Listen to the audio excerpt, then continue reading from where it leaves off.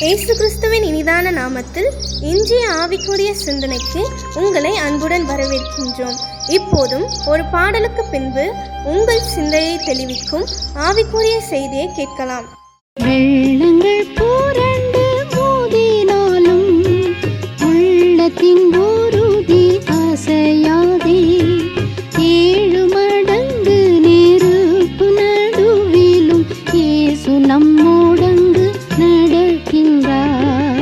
எக்காலத்தும் நம்பிடுவோம் திக்கற்ற மக்களின் மறைவிடும் பக்கபலம் பாதுகாப்பும் இக்கட்டில் இயேசுவே அடைக்கலம்.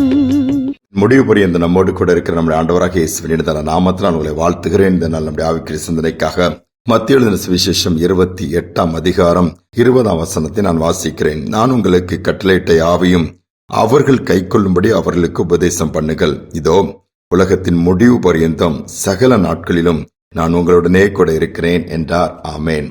ஆண்டவர் பரத்துக்கேறி போகும் முன்பாக தன்னுடைய சிஷ்யர்களை பார்த்து, நீங்கள் உலகமெங்கும் போய் சுவிசேஷத்தை பிரசங்கிங்கள், தேவனுடைய ராஜ்யத்தை குறித்து பிரசங்கிங்கள், மற்ற ஜனங்களையும் காணியாட்சிக்குள்ளே ராஜ்யத்துக்குள்ளே கொண்டு வாருங்கள் என்று சொல்லி அனுப்பிவிடும் பொழுது வாக்கு கொடுக்கிறார். நீங்கள் போகிற இடமெல்லாம் எல்லா மனிதரும் எல்லாரோடு கூட வர முடியாது, கடைசி வரை கூட இருக்க முடியாது, துணை செய்ய முடியாது. ஒருவேளை கொஞ்ச நாட்கள் உங்களோடு பிரயாணம் பண்ண முடியும், துணையாக இருக்க முடியும். ஆனால் அவர் எல்லாம் குறித்த காலத்திலே, குறித்த சூழ்நிலைகளிலே அல்லது குறித்த காரியங்களுக்காக பிரிந்து போக நேரிடும்.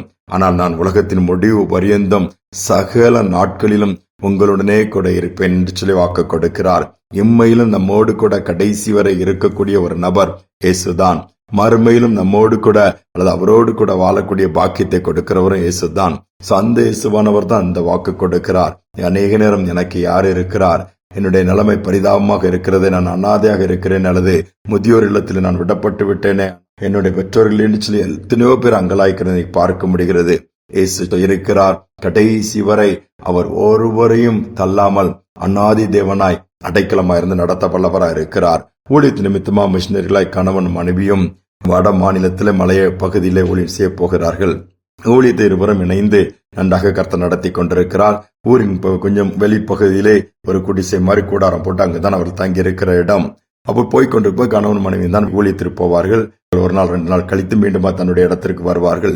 இப்படிதான் இவர்கள் ஊழியம் செய்து கொண்டிருக்கும் பொழுது ஒரு நாள் ஊழியத்தில் பரப்பலான மனைவி நல்ல ஹை ஃபீவர், அதிகமான ஜுரம், பிரயாணம் பண்ண முடியாது, நடக்க முடியாது என்று சொல்லி படுத்த படுக்கையா இருக்கிறார்கள். ஊழியத்திற்கு போய் ஆக வேண்டும், வந்து ஜனங்கள் வந்து காத்திருப்பார் என்று சொல்லி பதட்டம். இப்போ மனைவி படுத்த படுக்கையா இருக்கிறாள், எப்படி போவதுன்னு கணவன் யோசிக்கும் பொழுது வேறு வழி இல்லை, போய்தான் ஆக வேண்டும் என்று சொல்லி கணவன் சொல்லுகிறார்.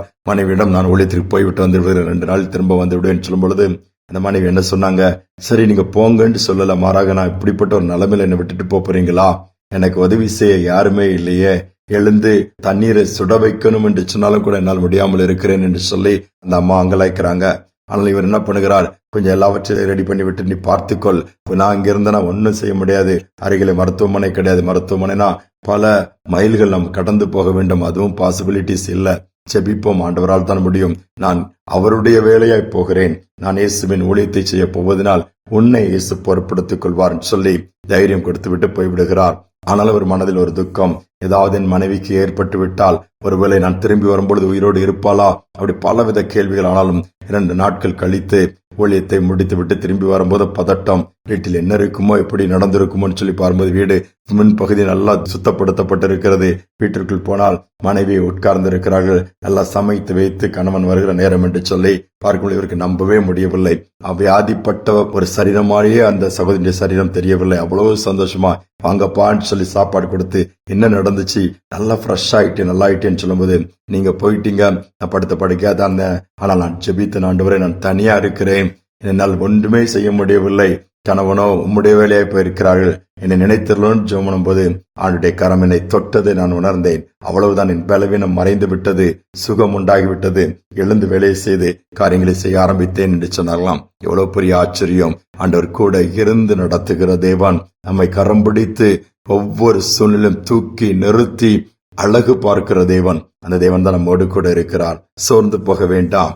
எல்லா விதத்திலும் ஆண்டவரையே சார்ந்து கொள்ளுங்கள், அவர் நடத்துவார். ஜெபிப்போமா? எங்கள் அன்பின் பரலோக தகப்பனே, இந்த நாளில் நம்முடைய சமூகத்தில் தாழ்த்தி வந்து நிற்கிறோம். புதிய நாளை கொடுத்திருக்கிறீங்க, தொடர்ந்து புதிய கிருபைகளை கொடுக்கும்படி நாங்கள் ஜெபிக்கிறோம். இந்த நாள் யாரெல்லாம் பலவீனமாய், யாரெல்லாம் நம்பிக்கை இழந்து போய் சோர்ந்து போய் படுத்த படுக்கையாகி விட்டேன், முன்பை போல நடந்து போய் எதுவும் செய்ய முடியவில்லை, ஆங்காங்கு போக முடியவில்லை, எல்லா விதத்திலும் நான் இன்னைக்கு பாரமாய் மாறிவிட்டேன்னு சொல்லி அங்கலாய்க்கிற பிள்ளைகளுக்கு தொட்டு சுகமாக்கி மீண்டுமாய் நியமித்திருக்கிற பாதையில் ஓட வைப்பீராக.